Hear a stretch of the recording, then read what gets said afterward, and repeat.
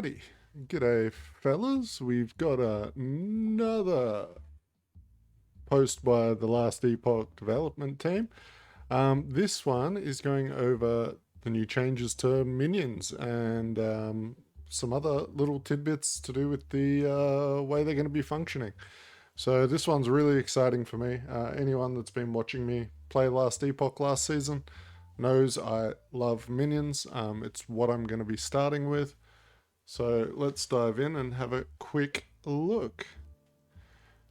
Alright, yeah, blah blah blah, we don't need to read that. If you recall our Season 3 trailer, you may have learned... Okay, nope, don't care about that.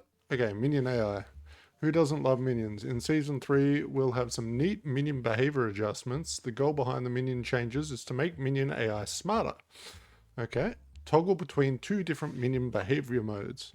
By default, minions have always been in protect mode, which made them prioritize staying quite near the player. This often caused annoyance when you wanted your minions to have a longer leash, blah blah blah, okay.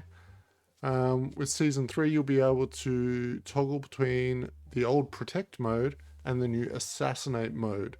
With the press of a single key, the assassinate mode will make your minions target enemies from further away, focus on bosses and rare enemies. Oh, that's so good. Oh my gosh. So our minions are going to go hopefully off screen nearly and start killing stuff.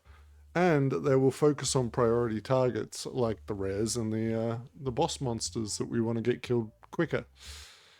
Okay, really cool. And it's symbolized by those symbols. There's protect mode and there is assassin mode. Very cool. That wolf looks sick too. Minion target prioritization is also more strictly sticky, meaning that your minions now have a higher priority to continue attacking a target they're already attacking, and are less likely to bounce between targets. Again, this change is especially prominent in assassinate mode or if the target is a boss or a rare enemy. The purpose of these changes is to allow more varieties in your minion playstyle. Well, no one's going to use protect mode, I'm sorry. Unless it's like some real niche thing that you just want minions very close to you all the time, but I can't think of anything. Assassin mode all the way. Alright, minion improvements. The team has resolved the majority of common snapshotting issues. Oh yeah. And will continue addressing others whenever they appear. Minions who should now correctly update their stats whenever nodes or equipment are swapped out. So this means whenever someone messages me and says, "Do you know how to snapshot?" I can be like, nobody does.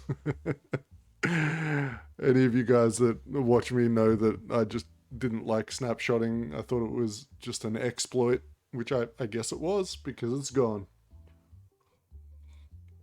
So that is really cool. So now we can just focus on building a build and don't have to carry around two separate sets of gear just to summon your minions. Perfect. But hopefully that means we get some more defensive stuff for the minions so they can survive in those high corruptions. I know we already saw some in the Necromancer tree with the healing and damage reduction, so we'll have to see. Okay, further on, this means additionally you now gain 0.8% minion power per character level from 0.6. This means at level 100 your minions deal 60% more damage and take 60% less damage, from 45 for both. So it was 45% less, now it's 60%. Further, the 50% less damage from dangerous enemy abilities has been increased to 60%. So we get 60% less damage taken plus an additional 60% less damage taken from dangerous abilities. So that'll be like Aberoth's Slam and things like that. So hopefully they'll be able to survive some of those harder boss encounters now a lot better. Beastmaster minions. If you take delight in summoning as a Beastmaster, we have something for you. I do like my Scorpion. Multiple Beastmaster minions will be getting updates in Season 3. Again, while we won't go over each change, we'd love to give you a bite-sized preview. Okay, so there's going to be more than this. That's nice to know. Staying in the theme, the traditional ancient era, continuing with Beastmaster Ancient Skies, the Raptor tree will see a few changes. Okay, so this is a change. Volcanic adaptation. Your raptors become a dragon raptor. The base physical damage of your raptor melee attack are converted to fire. Consequently, this damage scales with increases to fire damage and not physical. Your raptors gain the fire breath ability, dealing spell fire damage over time with an 8-second cooldown. 8 seconds is pretty long. Hopefully you can change that with talents. Bleed chance from all sources is converted to ignite chance for your raptor, and all effects in the tree related to bleed now depend on ignite. Okay, so there you go. Bleed equals ignite. Fire breath ability. Base melee damage equals 100% fire. Base melee damage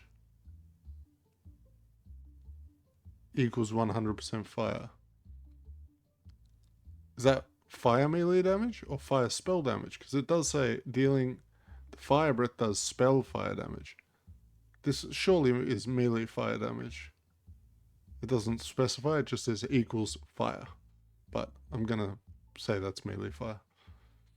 With this node, your raptor becomes a dragon raptor. Not only does it sound cool, but this also allows your raptor to deal fire damage alongside its new ability Fire Breath. You can expect other fun nodes to follow this new conversion. This is going to be really cool to do some ignite stacking instead of bleed stacking with the Beastmaster. This might be my second build. We might make like a Fire Raptor build with a T-Rex support. I think that's where we're going. Along with these changes, the Scorpion has some changes. Ooh, your Scorpion has a chance to cast Maelstrom whenever you do. Maelstrom cast by your Scorpion in this way uses your Scorpion's stats but your Maelstrom tree. Oh, that's cool. So we boost our minion damage will affect it, but I'm guessing that's what it means. Scorpion stats. So Scorpion's like minion damage will increase Maelstrom's damage, but we'll also get all the bonuses if we have Maelstrom learnt from our tree. So this might be something to fiddle around with. This could be really cool. We'll definitely have to have a look into that. In a similar fashion, your bear's getting something. Oh, bear! Your bear can now use Earthquake with a 6-second cooldown when cast this way. Earthquake uses your bear's stats, so it's the same thing, except your bear casts Earthquake, and it uses your Earthquake tree. 30% less damage. Doesn't sound like much, 30%. Note, this node has since been adjusted to negative 50% damage. Okay. So they obviously tested it and that was too strong, and then they gutted it to 50. Hopefully, I mean, that can't be good. I've played Earthquake, like, casting it myself, and it was, like, okay. But if it's only 50%, I don't know. But it does say it uses your bear stats. So if it scales with all of the Earthquake damage in the tree, plus the minion damage, maybe that makes up for it. We'll have to test this out as well. This sounds really cool. And I wonder if that works with like other Earthquake uniques affected. Surely, right? Okay. Another feature we're excited to share coming in Season 3 includes updates for the Merchants Guild. Now, whenever you filter by one specific unique, a new filter will appear to select... Okay, that is amazing.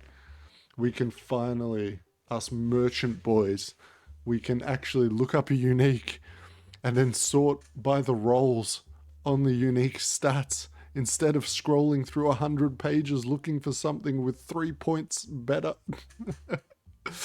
Oh, that's such a big time waste saved. Merchant tokens bypass the favor cost. So these are the two tokens, the merchant token and the pirate token, or black market token. The merchant token removes the favor cost. You get a merchant token every time you level up in the merchant's guild. They can also drop.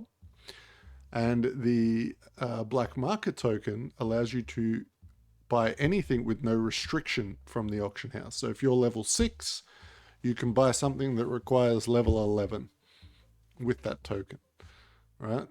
You will get one of these at level 6 merchant for free, and the rest of them you're going to have to try and find in-game. But this is another really cool thing. If there's like a specific legendary or an exalt that you need, that you might need like a higher level for, here we go. We got you covered. Offline cosmetics for any of you guys that like playing in offline. Not really my thing, but hey, cool that they're adding it.